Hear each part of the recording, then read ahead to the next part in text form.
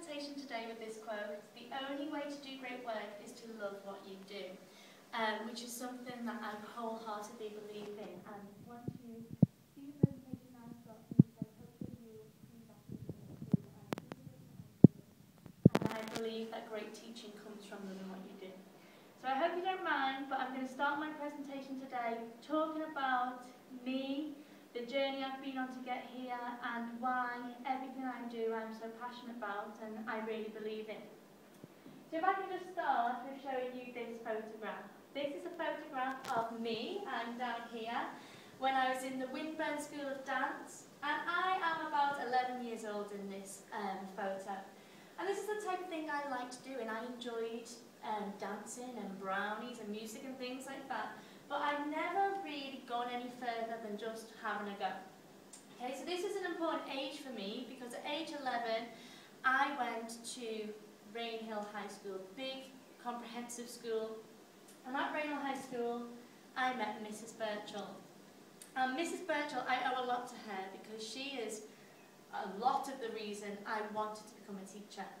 Mrs. Birchall in year 7, she's my form teacher, saw something in me. She thought I was potentially going to be good at music. I'd never played an instrument before, I'd never had a lesson before, but she could see it in me. She could see I enjoyed it, she could see that I really tried hard.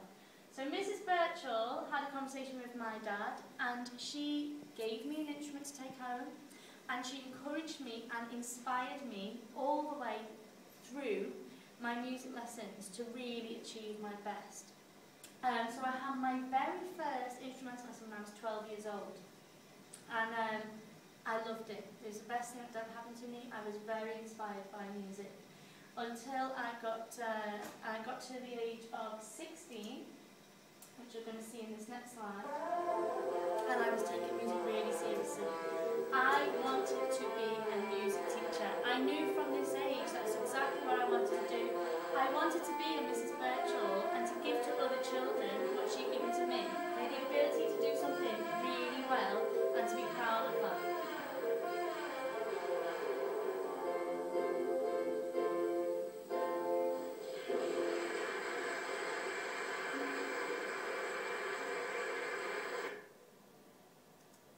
Okay, so here's me when I am 21. I've just achieved a PGC in secondary music.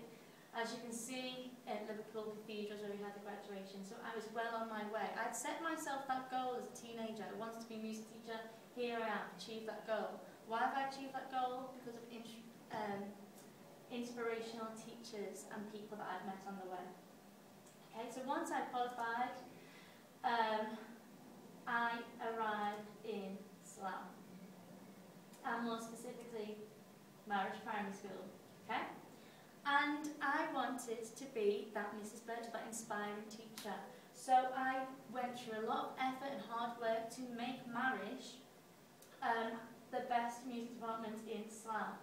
I had the choir go to the Albert Hall. We had Children's University. I deliver loads of music clubs, still continue to do today. I have morning clubs, lunch clubs, after school clubs. I am passionate about the steel band. They are my pride and joy, highlight of my week, as well as the many choirs. I've inspired many children to take up musical instruments.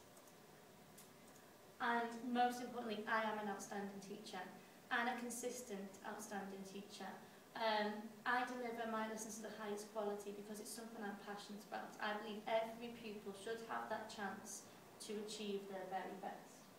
Okay, so I kind of go as far as I could in the classroom, in the music department, and then, and I had a few Mrs. Birchall moments along the way. I knew I was inspiring the pupils. You are a great teacher, Miss Frankton. I think you were born to do this job. I've kept this one purely for that. I think you were born to do this job. Goes back to that quote at the start, you're at your best when you're doing something you love. Okay, but then I got the big picture. Okay, I realised I could go much further than the music department. I could make a difference to the whole school. I could impact teaching and learning on a major scale because that's the type of person I am. I have the skills to improve things here. Okay, this is a quote from ITL. or more, you are a leader. I saw potential for lots of those inspiring moments. I could not only inspire the pupils but the staff as well, the parents, the community. We could all come together as one to really make a huge impact. So I'm going to talk through some of the things I do now, some of the things I want to do in the future. Okay? How do I impact teaching and learning? Well, one important thing I've done this year since being an assistant head is created many partnerships in the community.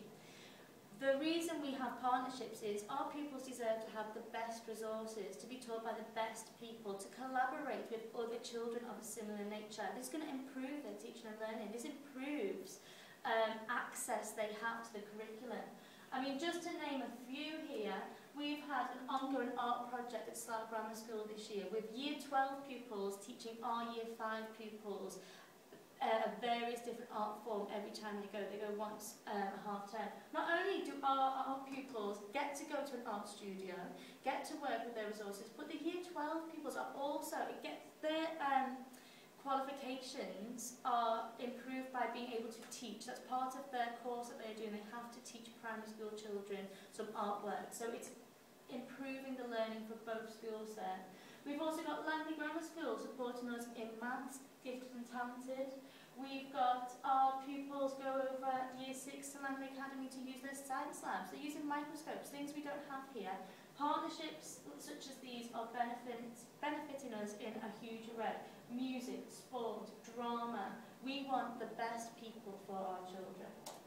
Okay, there's just a couple of those Slough Singing Festival. I'm very proud this year because you can see Marriage on the front row, straight behind them Willow. The first year Willow pupils have gone. They are now getting fully embraced in our Slough community, and that's something that's been put in place this year by myself.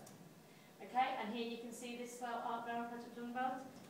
The talent from these pupils is really impressive. Okay, the future. What I think the future holds for partnerships, well, we have a lot of potential. Egg South I've worked with this year, they are going to bring some of their young leaders next year to mentor some of our pupils with emotional behavioural problems. They are doing a lot of community cohesion in Slough, and I'm excited for their work to start.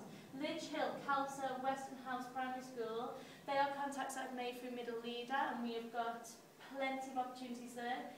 Willow, we are connected to, but the pupils, we have opportunities for them to be buddies, pen pals, to be our time partners. We can really make the most of it. Swipe are hopefully going to help us for cultural awareness, such as Black History Month. And we've got Aspire here, who are doing work with primary school pupils to realise that they should follow their passions. It's something that I go on about a lot. In Slough, it's the third most productive town in the whole of the UK for work, yet the people who live here don't earn as much as the people who work here. That's because they're not following their aspirations, okay? So these people come into work with primary school pupils and give them the inspiration, the passion to do what they want to do. There is work in Slough for everyone, okay? I'm also an arts champion for the South East of England. Being an arts champion, I help schools get Arts Mark. I help children receive Arts Award, which is a nationally accredited award to celebrate those children who are creative. Okay, through creative arts, that has an impact on every other curriculum subject. If you can express yourself through dance, drama, music, it will have an impact on literacy and maths. This is an expertise of mine. I work with creative arts a lot. I put projects together a lot. I've just done a huge one in Slough for 50 pupils across Slough that embrace all creative art forms.